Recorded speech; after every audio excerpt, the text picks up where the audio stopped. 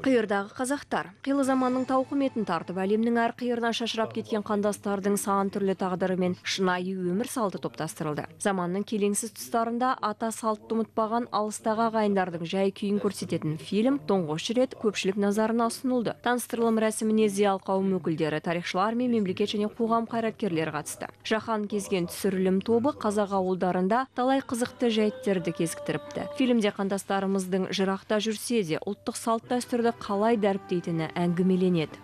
Өзбекстанның Ташкент, Самарқан, Науаи, Нұрата, Кенемех қалаларын аралап, сол жақта қазақ ағайындар түсірдік. Өздеріңіз білесіздер, бәріне мәлім, Өзбекстанда 1 миллионға жоқ қазақ тұрады. Одан кейін Тәжікстанда болдық.